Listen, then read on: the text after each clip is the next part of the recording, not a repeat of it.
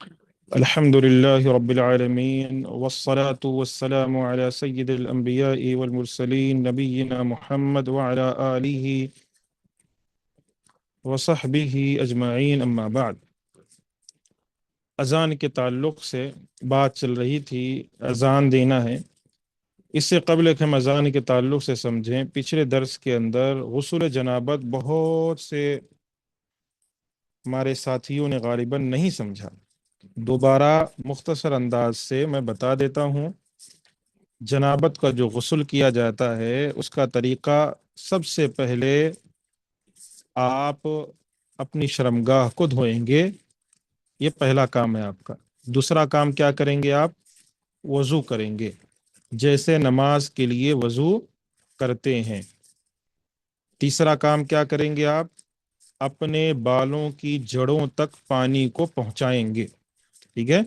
اچھی طریقے سے بالوں کی جڑوں تک پانی پہنچائیں۔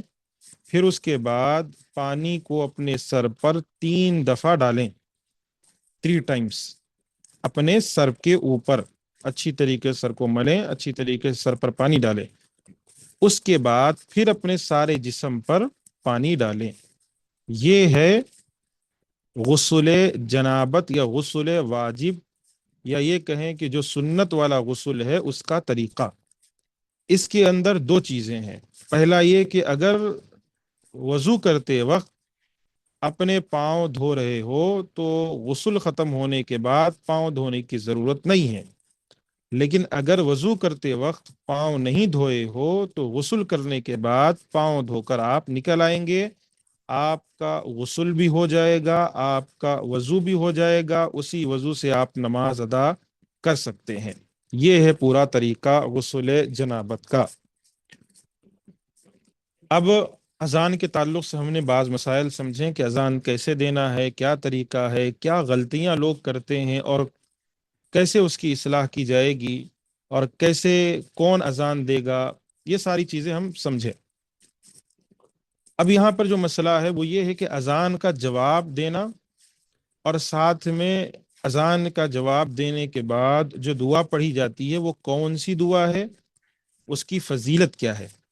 سب سے پہلے اذان کا جواب دینا، اذان کے بعد دعا پڑھنے کا اہتمام کرنا عظیم اجر و ثواب اور بڑی فضیلت کا کام ہے۔ جیسے اللہ کے رسول صلی اللہ علیہ وسلم کا ارشاد گرامی ہے، آپ کا فرمان ہے، عن عبد الله بن عمرو بن العاص رضي الله عنهما أنه سمع النبي صلى الله عليه وسلم يقول إذا سمعتم المؤذن فقولوا مثل ما يقول ثم صلوا علي فإنه من صلى علي صلاة صلى الله عليه بها 10 ثم صلوا الله لي الوسيلة فإنها منزلة في الجنة لا تنبغي إلا لعبد من عباد الله وأرجو أن أكون أنا هو فمن سأل لي الوسيلة حلت له الشفاعة۔ ترجمہ پڑھتے ہیں۔ عبداللہ بن عمر بن عاص رضی اللہ عنہما سے روایت ہے، انہوں نے نبی صلی اللہ علیہ وسلم کو سنا، آپ فرما رہے تھے، جب تم مؤذن کو اذان دیتے ہوئے سنو تو اسی طرح کہو جیسے وہ کہتا ہے، پھر مجھ پر درود بھیجو، کیونکہ جو مجھ پر ایک دفعہ درود بھیجتا ہے اللہ تعالی اس کے بدلے میں اس پر 10 رحمتیں نازل فرماتا ہے۔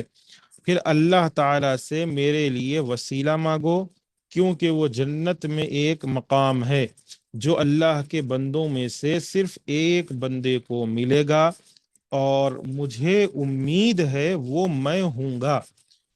تو جس نے میرے لیے وسیلہ طلب کیا اس کے لیے میری شفاعت واجب ہو گئی۔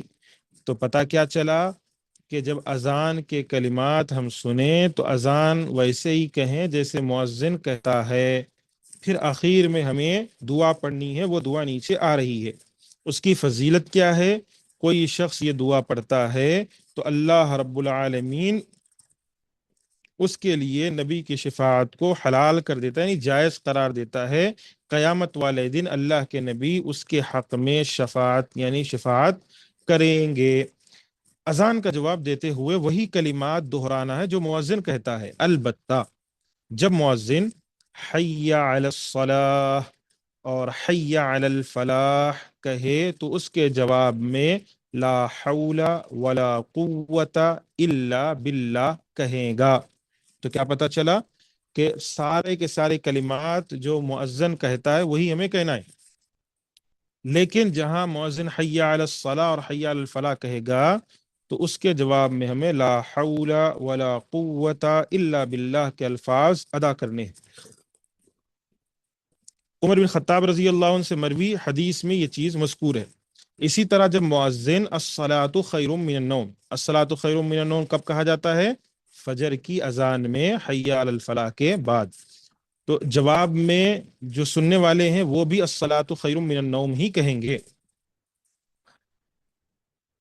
اس طریقے سے اذان کے کلمات کہنے ہیں۔ یہاں پر ایک مسئلہ ہے، سوال ہے، وہ سوال یہ آتا ہے کہ ایک جگہ پر 10 مسجدوں میں اذانیں ہوتی ہیں، تو ہر مسجد میں الگ الگ ٹائم پہ اذان ہو رہی ہے، تو کیا ساری مسجدوں کے اذان کا جواب دینا ہم پر ضروری ہے، یا پھر صرف ایک مسجد کی اذان کا جواب دے دیں وہ کافی ہو جائے گا؟ تو صرف ایک مسجد کی اذان کا جواب دے دیں اس موقع پر جو اذان، جیسے ظہر کے موقع پر الگ الگ مساجد میں اذان ہو رہی ہے، تو آپ صرف ایک مسجد کے اذان کا جواب دے دیں، یہ کفایت کر جائے گا، ساری مساجد کی اذان کا جواب دینے کی آپ کو ضرورت و حاجت نہیں ہے۔ پھر اذان کے بعد کی دعا ذرا غور سے سنیے اور وہی پڑھنا ہے۔ دعا کیا ہے؟ اللہم صلی علی محمد وعلی آل محمد کما صلیت علی ابراہیم وعلی آل ابراہیم انک حمید مجید۔ اللہم بارک علی محمد وعلی آل محمد کما بارکت علی ابراہیم وعلی آل ابراہیم انک حمید مجید۔ اللهم رب هذه الدعوة التامة والصلاة القائمة آت محمدا الوسيلة والفضيلة وابعثه مقاما محمودا الذي وعدته۔ اس کے بعد کی دعا اشہد ان لا الہ الا اللہ وحدہ لا شریک لہ واشہد ان محمدا عبدہ ورسولہ رضیت باللہ ربا وبمحمد رسولا وبالاسلام دینا۔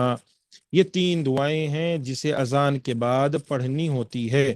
2 دعائیں تو مشہور ہیں، ایک درود شریف جسے ہم کہتے ہیں یا درود ابراہیمی جسے کہتے ہیں وہ، دوسری اللہم رب هذه الدعوۃ التامہ۔ اس کے اخیر میں بعض لوگ انک لا تخلف المیعاد پڑھتے ہیں، اس کی سند صحیح نہیں ہے، اس کے تعلق سے کہیں صحیح سند سے روایت موجود نہیں ہے کہ انک لا تخلف المیعاد پڑھنا ہے۔ اس کے بعد ایک دعا اور ہے جو صحیح مسلم سے ثابت ہے، صحیح مسلم میں روایت موجود ہے، وہ یہ دعا ہے اشہد ان لا الہ الا اللہ والی، ٹھیک ہے؟ یہ 3 دعائیں پڑھنی ہیں۔ اذان کے بعد پڑھی جانے والی دعاؤں میں درود ابراہیمی پڑھنے کا ثبوت موجود ہے، البتہ اذان سے پہلے درود و سلام کا پڑھنا کسی بھی صحیح حدیث یا صحابہ کے آثار سے ثابت نہیں ہے۔ تو پتہ کیا چلا؟ اذان سے پہلے اگر کوئی شخص درود پڑھتا ہے تو اس کی کوئی روایت موجود نہیں۔ درود تو کوئی کسی بھی موقع پر پڑھا جا سکتا ہے، ٹھیک ہے؟ اللہم صلی علی محمد کسی بھی موقع پر آپ پڑھیں، جائز ہے، لیکن صرف اگر کوئی شخص اس نیت سے پڑھ رہا ہے کہ اذان سے پہلے اسے پڑھنا ضروری ہے تو یہ غلط ہے۔ اور اذان کے بعد بھی جو پڑھی جاتی ہے تو وہ ہر کوئی پڑھے۔ آج کل مساجد کے اندر مائک کے اندر مؤذن صاحب اذان دینے کے بعد اذان کے بعد کی دعا بھی پڑھتے ہیں، یہ کسی بھی صحیح روایت سے ثابت نہیں ہے، ایسا کہیں بھی ہمیں نہیں ملتا، دلیل ایسی کہیں بھی ہمیں نہیں ملتی، نہ کسی صحابی سے، نہ نبی کے کسی فرمان سے، نہ بلال رضی اللہ عنہ نے کبھی ایسا کیا ہے کہ اذان دینے کے بعد بآواز بلند آپ نے اذان کے بعد کی دعا بھی پڑھائی ہو۔ اذان کے بعد کی دعا فردن فردن ہر شخص پڑھے گا۔ کوئی شخص یہ کہے کہ نہیں شیخ معلوم کرنے کے لیے، لوگوں کو یاد دلانے کے لیے، تاکہ لوگوں کو یاد ہو جائے اذان کے بعد کی دعا، تو آپ وہ کام نماز کے بعد 10 منٹ بٹھا کر یاد دلائیں۔ اور دوسری چیز یہ، اگر کوئی شخص اعتراض کر رہا ہے اور کہہ رہا ہے کہ کیوں نہیں ہوگی، تاکہ لوگوں کو یاد ہو جائے. لوگوں کو دعا یاد نہیں رہتی تو اسے سن کر وہ پڑھیں گے دعا. تو آپ کی عمر 25 سال، 30 سال، 40 سال، 50 سال ہو گئی ہے، اور آپ کو اتنی بھی جو ہے جسے کہتے ہیں حیا نہیں ہے، یا یہ کہیں کہ اتنی بھی تکلیف آپ میں، اتنا درد نہیں ہے کہ کم سے کم اذان کے بعد کی دعا ہی یاد کر لیں. ٹھیک ہے. اتنی عمر ہونے کے باوجود اگر ہم اذان کے بعد کی دعا یاد نہیں کرتے تو ہم سے بڑا بدبخت کون ہوگا کہ ہم مسلمان بھی ہیں اور ہماری ایج بھی اچھی خاصی ہو گئی ہے اور ہمیں اذان کے بعد کی دعا بھی یاد نہیں ہے. نو مسلم ہے تو بات سمجھ میں آتا ہے، جو نئے اسلام قبول کیے. بھائی جو خاندانی مسلمان ہیں ان کا کیا مسئلہ ہے؟ تو یہ غلط بات ہے، یاد رہنی چاہیے. اور ساتھ میں آپ سب بھی اسے یاد کر لے، کسی کو یاد نہیں ہے امتحان میں اس کا سوال آئے گا. اب نیت نماز، نماز کی نیت کیسے کرنی ہے؟ طہارت، غسل، اذان، اذان کے بعد جواب دینا، سب ختم. ٹھیک ہے، سب ہو گیا. اب ہم نماز اسٹارٹ کرنے جا رہے ہیں. تو نماز کے لیے پہلا کام کیا ہوتا ہے؟ نیت کرنا. کیسے نماز پڑھنی ہے؟ اب اس کا طریقہ کیا ہے؟ نیت کرنا نماز کی صحت کے لیے ضروری ہے. یہ ایک عظیم نیک عمل ہے، اور تمام نیک اعمال کی قبولیت کا دار و مدار نیت پر ہے. نبی صلی اللہ علیہ وسلم کا ارشاد ہے، عن عمر بن الخطاب رضی اللہ عنہ قال سمعت رسول اللہ صلی اللہ علیہ وسلم یقول انما الاعمال بالنیات وانما لکل امرئ ما نوى.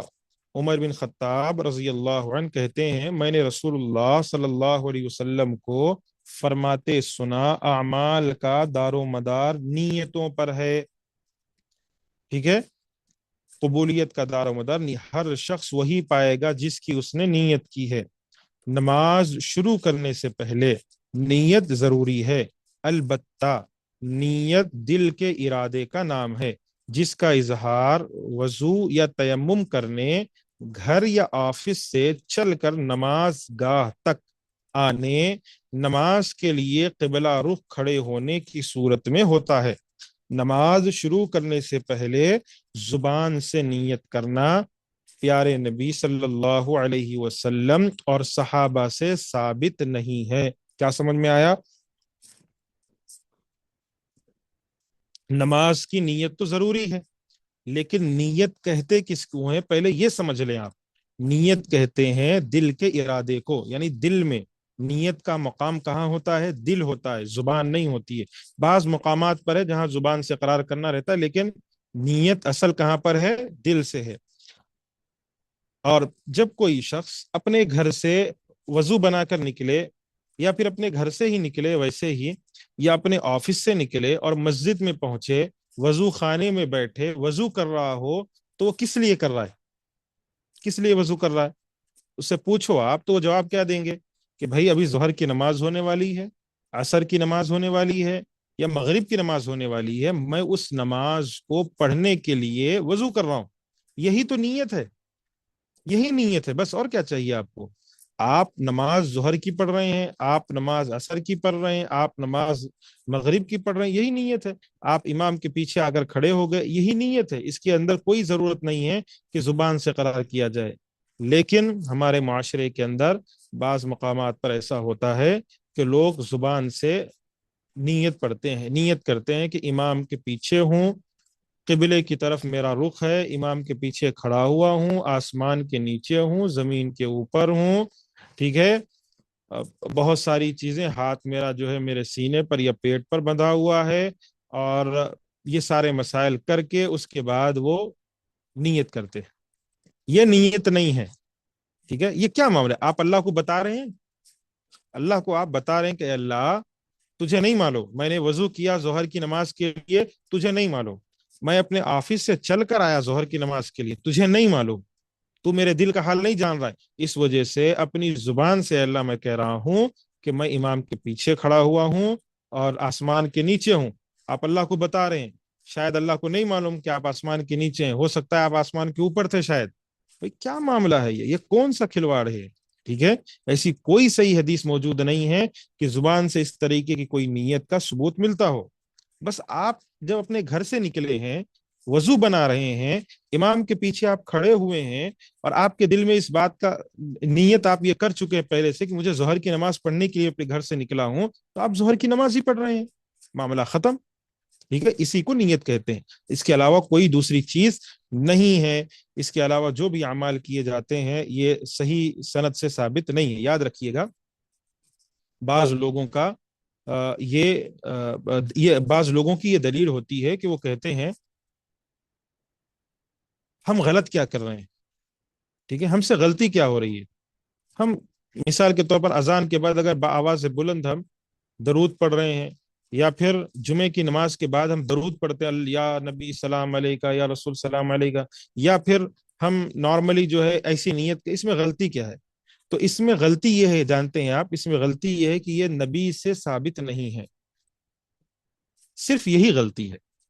اور جو نبی کے فرامین سے ثابت نہیں ہوتا ہم اسے نہیں کرتے، معاملہ ختم. آپ دلیل لے کے آ جائیے، ایسی کوئی دلیل پیش کر دیں، آمنا وصدقنا کہہ کر ہم اپنی گردن کو جھکا لیں گے. سمجھ میں آیا؟ پھر اس کے بعد استقبال قبلہ ہے، قبلے کی طرف رخ کر کے نماز ادا کرنی ہے. نماز سے پہلے قبلہ معلوم کرنا، اس کی طرف رخ کر کے کھڑے ہونا ارکان الصلاۃ میں سے ہے، اہم ہے. جیسا کہ حدیث میں ہے، عن البراء ابن عازب رضی اللہ عنہ قال صلینا مع النبی صلی اللہ علیہ وسلم نحو بیت المقدس 16 او 17 شہرا ثم صرفه نحو القبلہ. برا بن عازب رضی اللہ عنہ فرماتے ہیں ہم نے رسول صلی اللہ علیہ وسلم کے ساتھ بیت المقدس کی جانب رخ کر کے 16 یا 17 مہینے نماز پڑھی. پھر اللہ نے آپ کو خانہ کعبہ کی طرف چہرہ کرنے کا حکم دیا. نماز کی ادائیگی کے لیے قبلہ رخ ہونا نماز کا رکن ہے، اس لیے اس کا اہتمام ضروری ہے. انسان چاہے سفر میں ہو یا حضر میں، جہاں تک ہو سکے قبلے کی معلومات حاصل کرنے کے بعد ہی نماز شروع کرنی چاہیے. تو کیا معلوم چلا؟ قبلے کی طرف اگر کوئی شخص رخ کر کے نماز ادا نہیں کر رہا ہے، قبلے کی معلومات نہیں لے رہا ہے، کسی ایسی جگہ پر گیا، اسے نہیں معلوم قبلہ کس طرف ہے، وہ وہاں کے لوگوں سے بھی نہیں پوچھ رہا ہے، بذات خود جو ہے ایک رخ کر کے نماز پڑھ رہا ہے، یہ صحیح نہیں ہے، نماز نہیں ہوگی. ٹھیک ہے، قبلے کی طرف رخ کر کے نماز پڑھنا ضروری ہے. اب یہاں پر مسئلہ آتا ہے، وہ مسئلہ یہ ہے کہ کن مواقع پر قبلے کی طرف رخ کر کے نماز نہیں پڑھ سکتے، یعنی ایسی کون سی ضرورتیں ہیں، ایسی کون سی حاجتیں ہیں جہاں ہم نماز کسی اور طرف رخ کر کے بھی پڑھ سکتے ہیں، جائز ہے. تو پہلا مسئلہ آپ یہ سمجھیں کہ آپ کو قبلے کی طرف رخ کرنا ہے، چاہے آپ کہیں بھی ہوں، آپ کو معلوم کرنا ہے، آپ معلوم کیے بغیر نہیں پڑھ سکتے. دوسرا مسئلہ یہ بھی سمجھ لیں، نماز کے دوران اگر آپ مثال کے طور پر آپ نے معلوم کیا، سب کچھ کیا، پوری محنت کر لی، نہیں معلوم چل رہا قبلہ کس طرف ہے، تو آپ نے ایک طرف رخ کر کے نماز شروع کر لی کہ بھائی شاید یہی قبلہ ہو میرے حساب سے، اپنا حساب لگا کے. لیکن کوئی راستے سے گزر رہا ہے، اس نے بتا دیا کہ بھائی آپ غلط طرف رخ،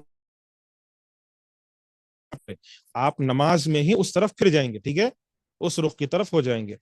لیکن اگر کوئی شخص بس میں ہے یا ٹرین میں ہے یا پھر فلائٹ میں ہے، ٹھیک ہے، تو ان مواقع پر وہ بذات خود قبلے کی طرف رخ کر کے نماز ادا نہیں کر سکتا ہے، کیونکہ مجبور ہے. ٹھیک ہے، وہ جا کر نہ ٹرین چلانے والے کو کہہ سکتا ہے کہ بھائی ٹرین روک دو، میں نماز پڑھتا ہوں، قبلے کی طرف رخ کر کے نماز پڑھ لوں، یا جو بھی مسائل ہے، وہ مجبور ہے، وہ وہ ایسا نہیں کر سکتا. نہ فلائٹ کو جو ہے وہ بدلا سکتا ہے کہ بھائی قبلے کی طرف تھوڑا رخ کر دو، میں نماز پڑھ لوں. تو ایسے موقع پر جس طرف بھی رخ ہے آپ کی گاڑی کا، یعنی ٹرین کا یا فلائٹ کا یا بس کا، اسی طرف رخ کر کے آپ نماز ادا کر لیں.